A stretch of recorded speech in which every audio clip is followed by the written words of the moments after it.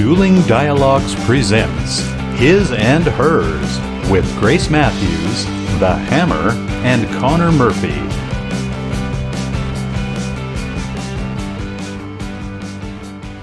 Welcome to episode 10 of His and Hers with Grace Matthews and the Caddyman in the heart of the USA, Springfield, Missouri. Hi, you two.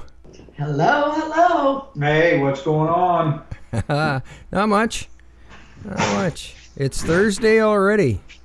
It is Thursday already, and we're moving towards the weekend, and that makes us happy. Yes, of course. And it's actually going to be above 80. Yeah, That's we're good. looking at a good one here, too. So, Good deal. woohoo! Yeah. Okay, our thought for the week. Most people have heard this, but think about it, internalize it, and make it what you're all about. Be the change you wish to see in the world. Yeah, I like that. Absolutely. And you want to know why we do this show?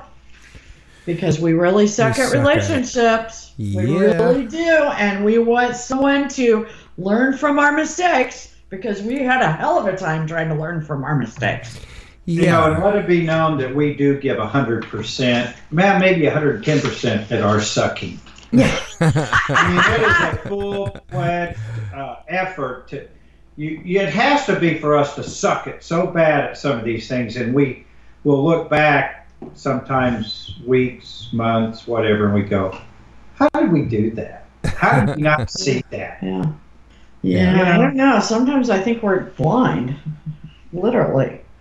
But eventually we do see. Yeah. All right. And, We are blind, but we can see. after 32 years, 37 years, however you want to look at it, we have more good days than bad. Good to hear.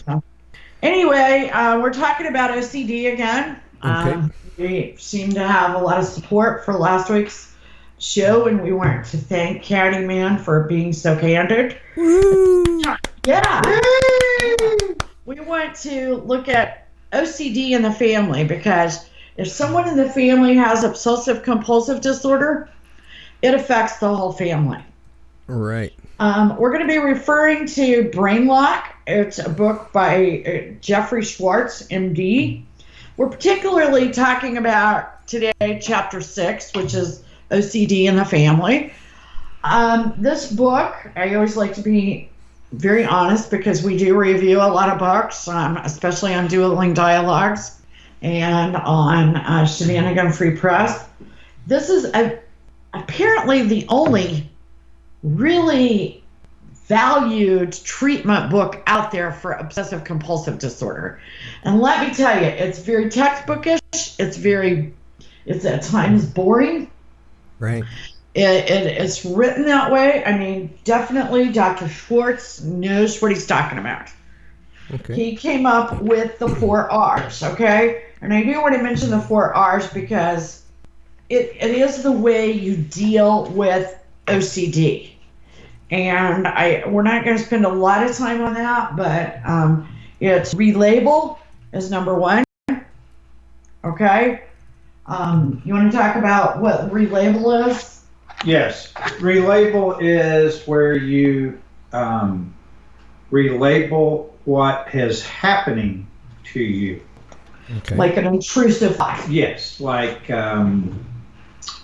something sneaks into your mind and You're don't. wanting to recognize it, maybe? Yes, you want to recognize what you're doing and make sure that you know what it is and then you get into the second reattribute, Exactly. which is your second R, and that's where you say, this is not me, it's my OCD. Exactly. This is not a character of mine. I don't do these things. This is uncharacteristic of my behavior.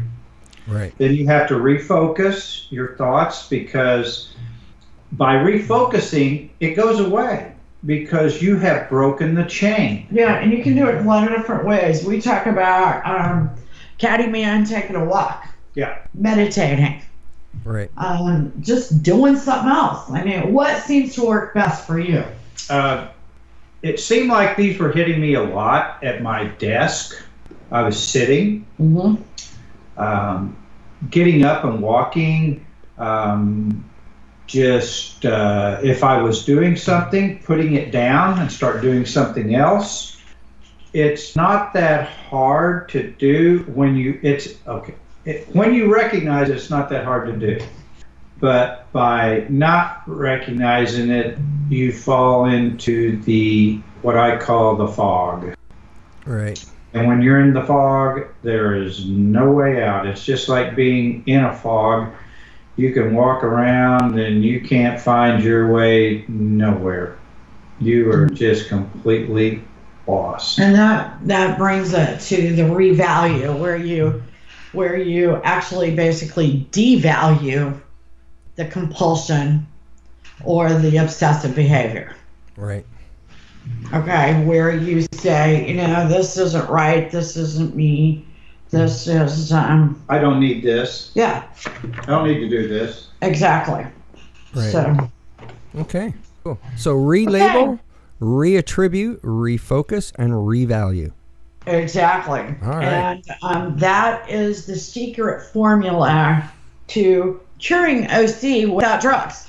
Right. Now, if you don't let your OC get too bad, you can definitely do it without medication and even therapists. I'm sure they probably don't like us to say that, but there are a lot of people that agree to that.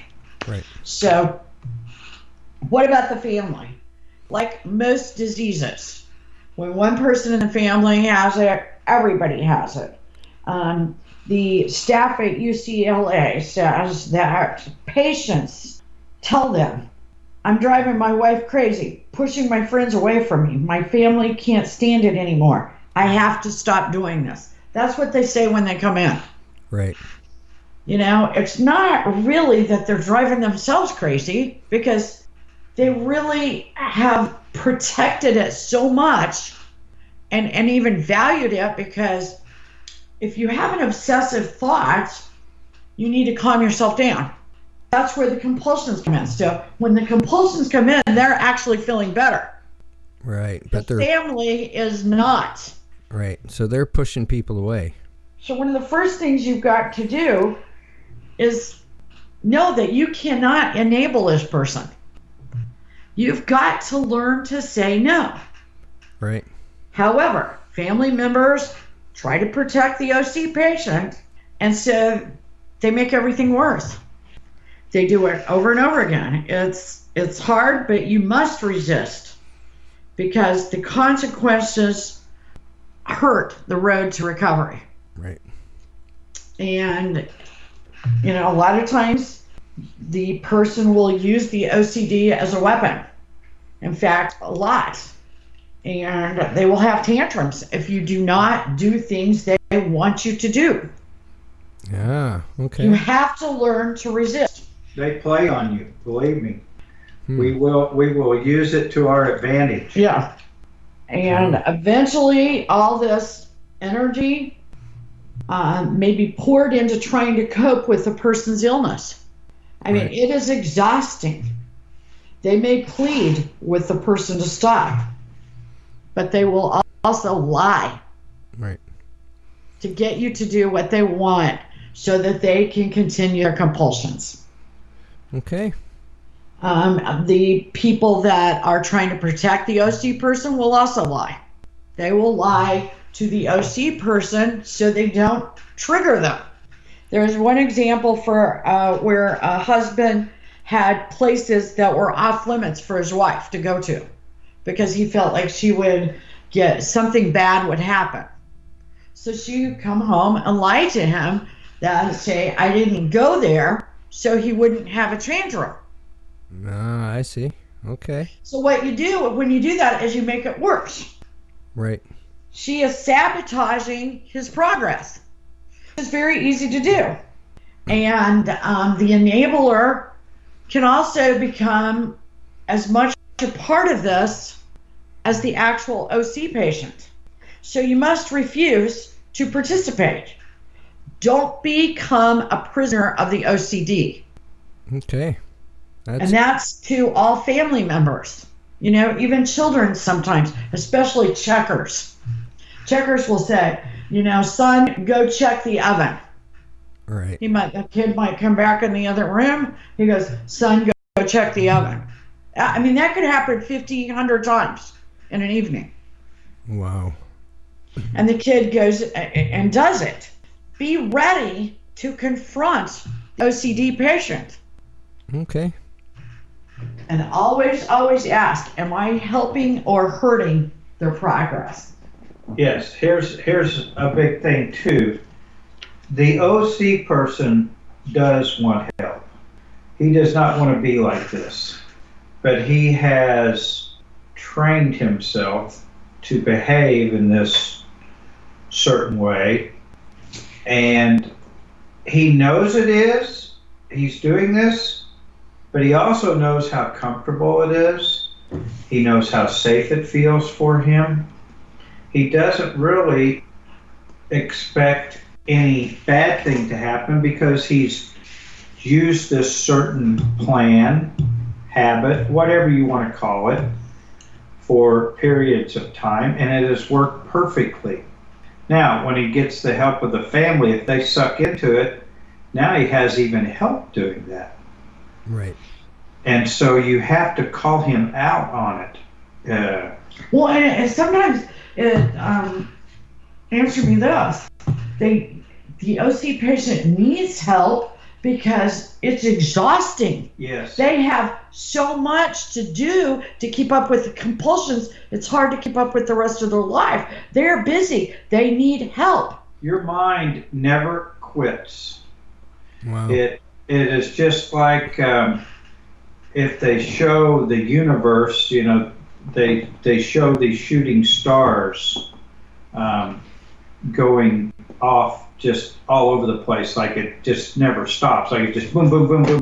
That's kind of what your brain is doing with different thoughts and trying to manage all those and still perform all the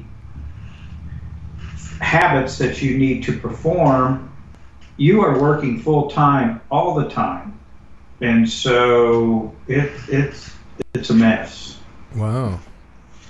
Yeah, and I think that's something that a lot of people don't understand is how much time. And so, in the beginning, it might be a little bit, but that grows.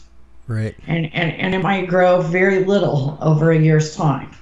But eventually, it becomes more than they can handle if they don't get treatment. Wow, that is eye-opening. I had no idea. And yeah, the suffering or the suffering is probably not the word I want to use, but the load on the family, or especially a spouse a lot of times, or a partner, can be exhausting. This woman actually said that she actually would have heart palpitations if she did something that went against her husband's OC. Wow. Okay. She said she would be out and start sweating as if she robbed a bank. Huh. And she had the guilt feeling. So she became so much a part of his OC that it really became her problem too. Right. I mean, personal problem. Yeah, absolutely. So, and in the meantime, she's sabotaging his progress. Mm-hmm. Because she's enabling. As a side note on this enabling, I want to tell you that if you are a spouse that does not enable, be ready, because they will find somebody that will. They will make and create relationships, and I'm not talking about sexual relationships, that enable them where they have enablers. Right. It's a very complex disease. Wow, I didn't realize it was continually growing like that and getting worse. I had no idea. Yes, it does, because of the pathways that develop in the brain. Okay? It's kind of like Caddy Man's therapist says, it's like opening doors. And to me, it's like your brain, looking at your brain like it's a maze, and then little doors opening where they shouldn't. Right. And creating pathways And that are connections. dysfunctional. Right. Okay? The bottom line is always this: is the family member helping or hindering the person's effort to make progress and heal? Right.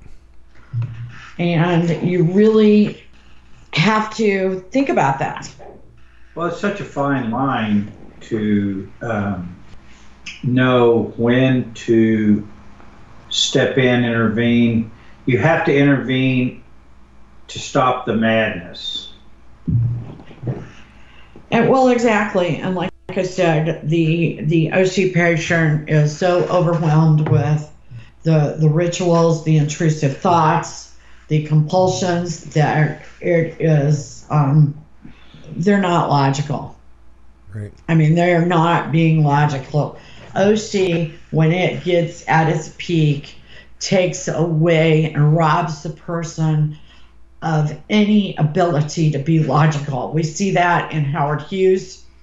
I think that Leonardo DiCaprio very much shows how he became this brilliant man, became so illogical.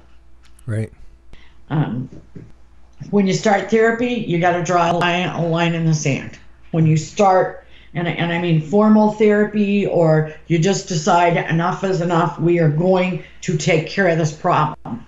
You have to draw a line in the sand, and you have to use tough love. You Right. have to refuse to let them do any, even the ones that seem like it's okay.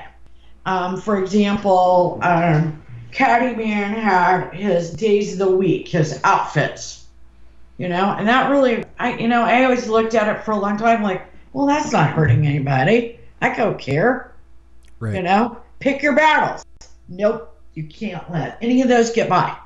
Right. Because, see, it's opening up those pathways in the brain. Right. Unfortunately, with the OCD, if you are given an inch, you will take a mile. You have to stop it completely. You can't just say, well, I'm going to stop this part of it. Exactly. No, you have to break the entire chain of events and throw them into a completely different order. So you have to think what you're doing, not just doing it by reaction and by habit. And I think I've said this before on the show. We have this guru that we've seen, his named Sadhguru, and he explained it about as well as anybody I've ever heard, saying there is no such thing as a good habit. Because if you are not thinking about it, what you're doing, anything even as minute as brushing your teeth, then it's bad, because at that moment you are not present. You are in the black hole, the fog, whatever you want to call it. You're in it and you are not there. Right. We're going through the motions. Now, is it silly to think that everybody, when they brush their teeth, says, I'm brushing my teeth and it's really a good deal because I'm not going to have any cavities and my breath's not going to stink and blah, blah. We could go on. No, people don't do that. But there's got to be a moment in there where you go, brushing my teeth, that's good to do today. Yeah, maybe I better get that back did I feel a piece of corn way back there? That place that I always have to dig out with the toothpick, I mean, it could be something stupid, but you've got to make your mind come to reality. You can't just be in a dream world your entire life. I mean, we all have our idiosyncrasies that we do, and they're fine. But you can't get to where you can't recognize them. So see what you're actually doing and think about. Well, and they need to not become ritualistic either. Okay, so who is the stranger? How do family roles change? Okay, there are different times in the development of the illness that roles change. During serious episodes, I mean, today we happen to be talking about a husband that has it. It can certainly be a wife, or it can even be a child, okay? But during those episodes, family members have to take on a different role. For example, the mom can have to become the mom and the dad. Right. She can become the caretaker of the husband. Right. Or the enabler. She almost takes on a parental role at times. Okay, and during the healing, those roles can change again. Children sometimes will take on a parental role with their parent. So there's lots of role changes throughout this illness, and family dynamics, of course, can dictate that. Right. And family members may, when someone's healing, family members may even resent that and be jealous, especially ones that have their own issues. And believe it or not, they will sometimes try to sabotage the progress. And we've seen that before, where, at times when Candyman was improving, we saw people that were like, weren't that happy about it. No. Because especially people that he sort of depended upon a little bit. Interesting. Yeah, it is, and it's certainly, as Dr. Schwartz writes about it, this is true for almost every case. It can change the enabler's world, your family's world, your friends' world, your coworkers, because if you have been behaving a certain way for a long period of time, they know where you're coming from. Exactly. So now you're trying to break the chains, and so you start acting differently, and well, they don't know what the hell's going on, Right, it's like, and know that. Where's this coming from? Yeah, an OC person only lets a few people in their world close, because there's an intimacy issues, okay? And so it is an alienating disease, because even though you might be existing at the world at a desk, you will basically practice social distancing. Right. I mean, since that's on everybody's mind, but mostly also emotional distancing. Well, listening to all of this and learning as we go along here, I'm seeing a lot of parallels to as if, a member of the family was a drug addict. Oh, absolutely. Oh, Yes. yeah, it's the same yeah. thing. It's an addiction. Yeah. Right. I mean, it does parallel, and a lot of addicted people are self-medicating from OC. Oh, I see. Now, that did not happen to be our case. There was not an alcohol or a drug abuse. Right. But most of the time, you're very right. It is. It's the same thing. The OC person does not see reality. And as I have talked about it with Grace before, and everyone has, have you ever been the sober one in the group, and someone's drunk and you try to reason with them? More times than I will. Yeah. Now, is that not a trip? Yeah. Yeah. Well, because it doesn't happen. Right. Well, it's the same thing here. The OC person is not seeing reality, so he cannot make a rational decision. So he's fighting you, or she. Right. Nail. I mean, because in their mind, things are different because they aren't there. Right. Exactly. Now, I want to make a quote the author here. Although I am convinced that OCD is more a biological and emotional than an emotional disorder, there is almost certainly an interface between the two.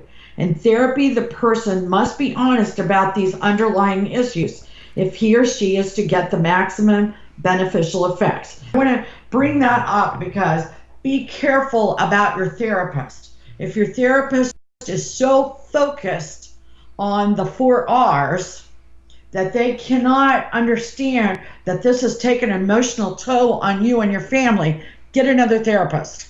Right. Because the emotional toll cannot be left and swept under the bed someplace. Right.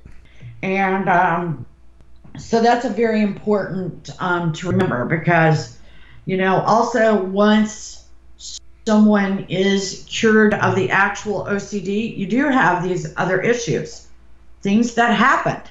Right. You have to find a place for them. You have to understand why they happened. And you're also living with a stranger all of a sudden. Right. Because these things develop so slowly that you don't know this other person. Now, in our case, it happens to be a delight, okay? Because that other new person, free of the OC, it's just like, Right. marrying somebody new. Yeah. A better person of it is. the old version. It's a whole new life. Right. And the caddy man will tell you, in fact, I'd rather him tell you that he had quit tasting. Why don't you insert that for us? One of the biggest realizations that happened to me was, and I guess I tried to put it out of my mind because it didn't seem rational, but I couldn't smell, I couldn't taste, things didn't feel right. I didn't feel like I heard things correctly. I didn't take things correctly. It was all kind of that you were existing in a dream. And then when you snap out of it, you can call it enlightening, you can call it whatever you want to call it. I call it just coming out of the fog. When you come back to reality, one of the first things I told Grace was, hey, I tasted something. Or, those scents that you put in my bathroom? I can actually smell them. You don't know what it's like to be able to feel the 5 senses sensation unless you haven't had them. Right. Take them for granted. It's just like these, like if you can't see, or, they have these accidents where people can't see, they can't hear, whatever, and then they can again. Let me tell you, they cry with joy. It's the same way. You realize how much you depend on the 5 senses to live. And having all your faculties back to where you can function, no wonder your mind clears up. Right. Man, it's a job. Yeah, you got to work at being. Well, which brings me to our next topic, which is emotional burnout. Okay, you can have these compulsions, needing to do them, and still doing them, and you are totally flipping burned out. Right. Okay, and most of all, I wanted to talk about work, home, exercise, and relationships, where you are doing that. You're working so hard, and you are so burned out, and you hate it so much, but you have to do it. Can you give us some tiny little insight into what that's like? Like working, like you feel like you cannot miss work because you cannot miss what's going to happen there at work. That's your sanctuary. A lot of people hide at work because at work you can be as structured as you want, and they think you're the greatest employee since sliced bread. Right. You are. If you take a model employee, where they say, "Oh man, he does his job. He didn't cause any problems. He's busy all the time. He comes, never hanging around the water cooler, shooting the shit with the people. It's all that stuff. Well, that's all great, except I promise you, he or she has some sort of OCD. It's just because you are so wrapped up in doing keeping the chain going. And like myself, a big part of mine was going to the gym to work out. If I missed that workout, I told Grace I was going to have a bad day. And he just didn't say that like you or I might say it. Like, I'm starting the day out bad.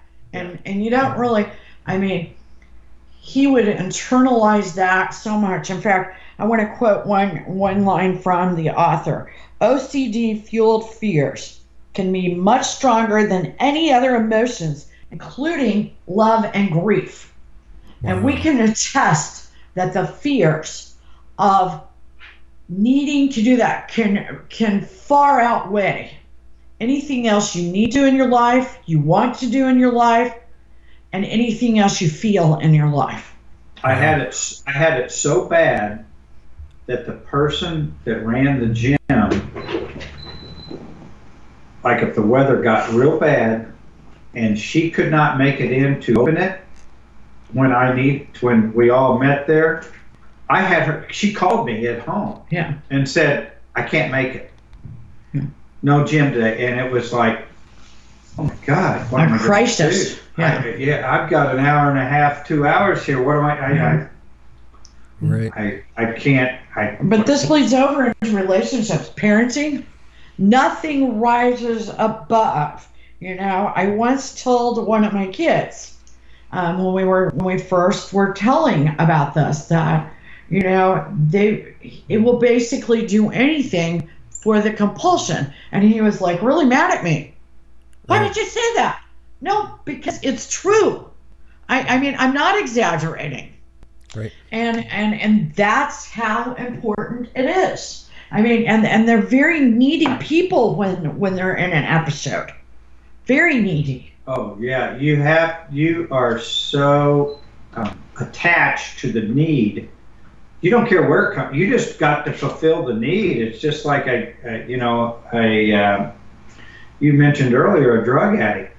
He doesn't care where he gets it, who he gets it from. As long as he gets it, that's all they care about. They don't care if the other person had to hurt somebody. It doesn't matter. The end result is, it's almost like I had a teacher, his favorite saying was by Machiavelli, the Prince, the end justifies the means.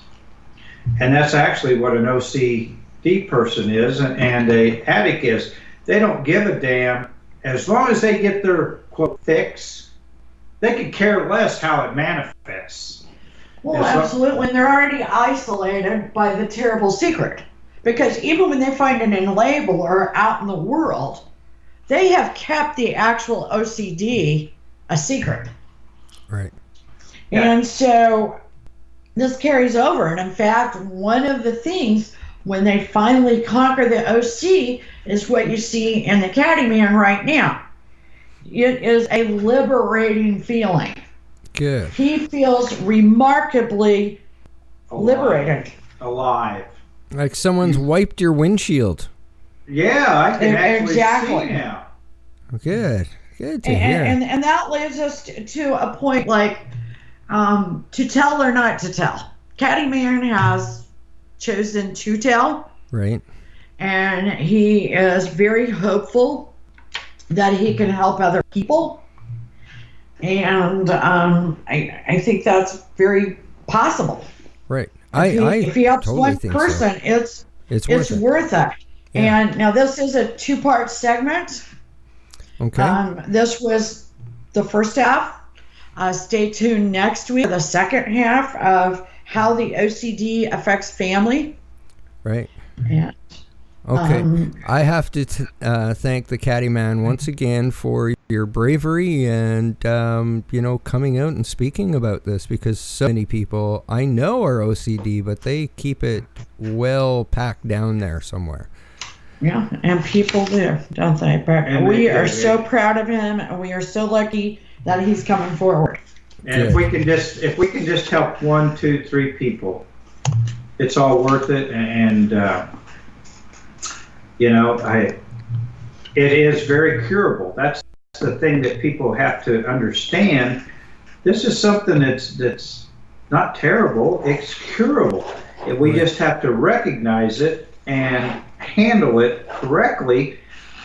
And a lot of this, like Grace said, can be handled without drugs. And if it's gotten too far, a little bit of drugs and a lot of help goes a long way. Absolutely. It's not like you've got to reinvent the wheel. It's something that sometimes a sentence, a word, anything to break it stops it. Or, just staying, or just taking the damn vacuum away from them when they start just vacuuming and vacuuming. They're just that's just a little bit more hair over there than all of No. Well, I'd hate to be an enabler, but Caddy Man, you can come over and vacuum at my place anytime. Yeah. Well, she says, why couldn't you? She always says, why couldn't it be windows? Yeah. Why is it vacuuming? Yeah. Why does it have to be something noisy? Anyway, we want to end today with our affirmation. Remember, affirmations are what you're striving to do, not necessarily what you've achieved. Right. We are messengers of love, happy, healthy, financially prosperous, great partners and parents. We are charitable, energetic, creative trendsetters that experience success every day. Thanks to our listeners. Thanks for everybody that has newly followed us because of the OC episodes. We appreciate the professionals that we picked up this week. Good. Thank you, everyone, and have a happy and safe week. Thanks for listening, everyone. Yeah. See you soon. Bye now.